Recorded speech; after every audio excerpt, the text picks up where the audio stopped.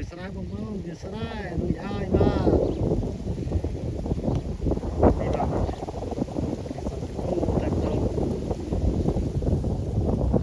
កำลังជុំវិញខ្ញុំទេសភាពស្អាតបងប្អូនអើយនេះបាទតាគាត់គាត់វាស្រែ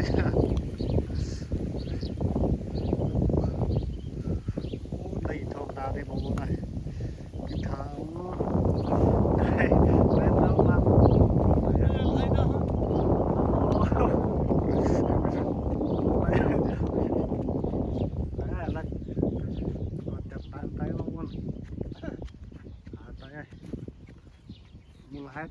មូលហេតុថាខែនេះ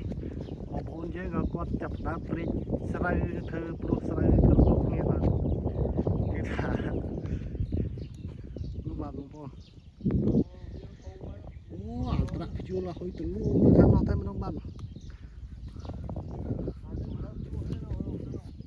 ប្អូនមើលដីហើយដីខាងនេះគឺដីខ្មៅតែម្ដងបាទ